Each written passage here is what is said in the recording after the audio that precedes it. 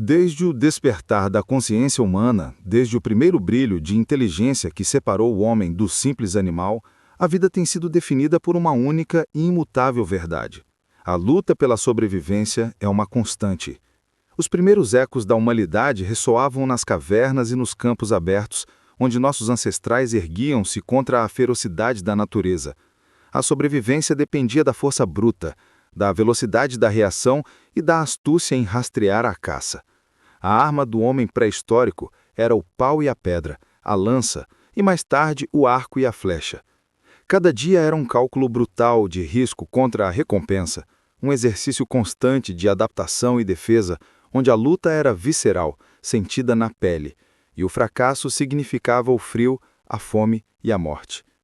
O que mudou fundamentalmente para nós, o homem e a mulher da atualidade, é que, estranhamente, no cerne, a luta continua a mesma. A única e monumental diferença reside na arma utilizada. Abandonamos a pedra lascada e o fogo, pois hoje a ferramenta mais crucial, o escudo e a espada que definem nossa capacidade de acesso à saúde, à moradia, à educação e até mesmo ao tempo livre, é o dinheiro.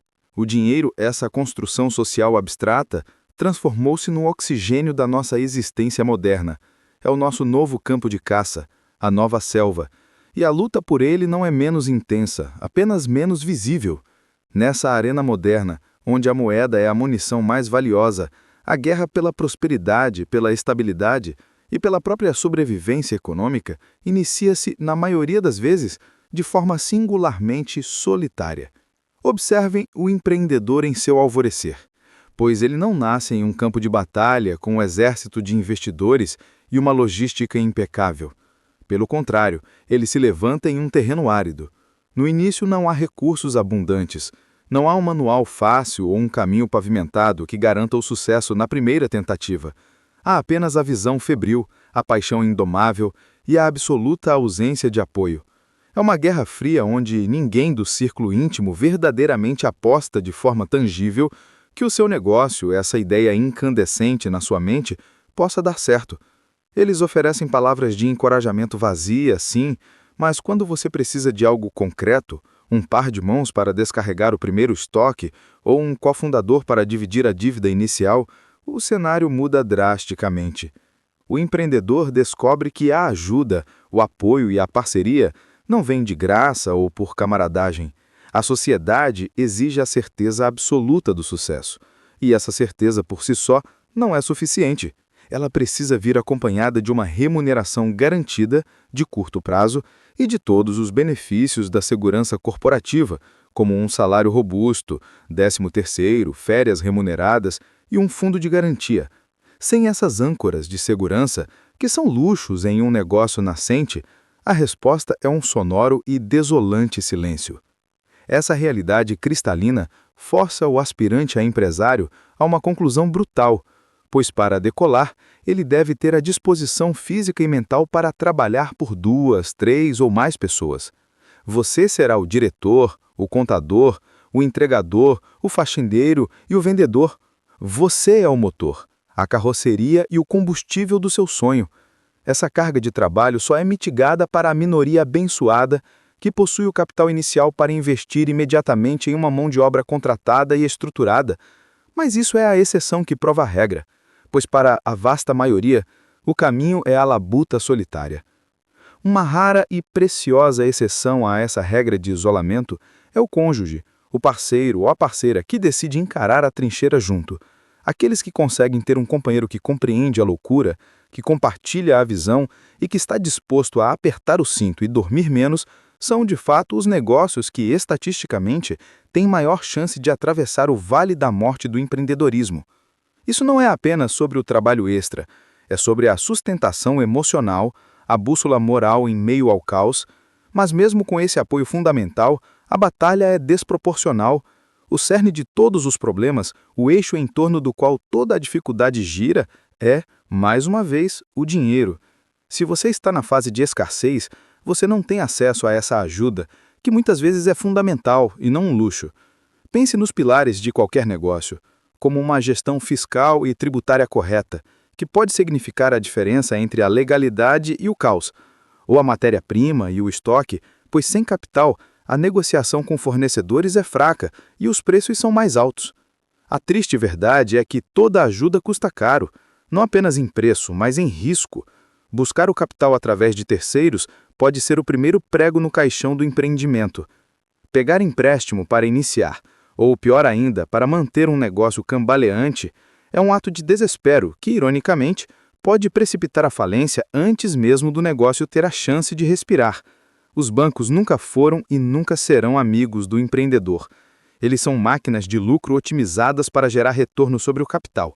E eles o fazem através dos juros esmagadores que incidem sobre a esperança e o esforço alheio. Eles não são parceiros, são credores que buscam lucrar com seu trabalho, esforço e, muitas vezes, com o seu fracasso.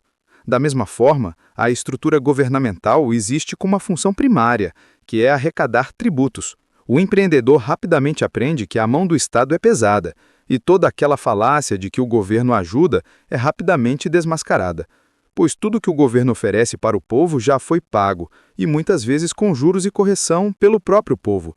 Não há almoço grátis nesse setor, pois a infraestrutura, a segurança e o sistema de justiça são todos serviços que o empreendedor paga antes mesmo de ver o primeiro lucro líquido. Então, o que resta ao guerreiro solitário? O que fazer quando o campo de batalha é inclinado, quando a arma é escassa e a ajuda é cara? A única saída tangível, o único caminho demonstrado por décadas de história empresarial é a entrega absoluta. O empreendedor iniciante e até mesmo aquele que já tem alguns anos de estrada aprende que a matemática da sobrevivência exige o trabalho que se estende muito além das horas normais estabelecidas pelas leis trabalhistas. A jornada de trabalho de um empregado é, por definição, finita e protegida, mas a do dono do negócio, especialmente no início, é virtualmente infinita e autogerida. É nesse sacrifício, nessa disciplina de horas extras não remuneradas por ninguém além da esperança, que se encontra a capacidade de gerar lucro ao ponto de, finalmente, sustentar o negócio. Mas o trabalho árduo e a persistência obstinada são apenas a base.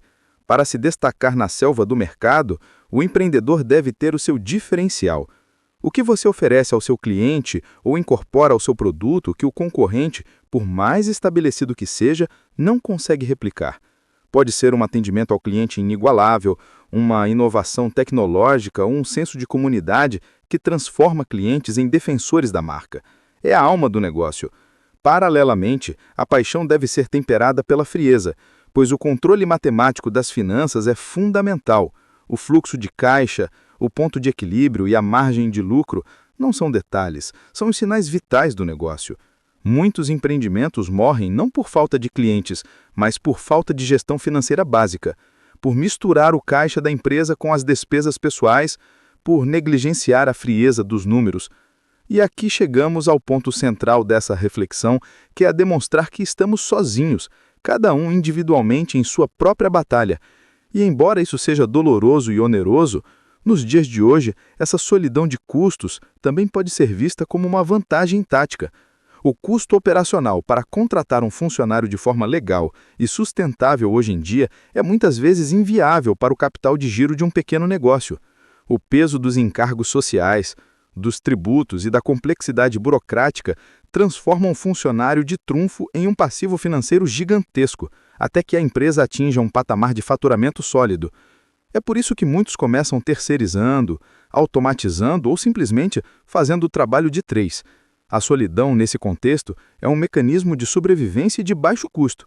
Então, o conselho é claro e deve ser sua âncora. Comece devagar e com foco. Não caia na armadilha do exagero e do endividamento precoce para parecer grande.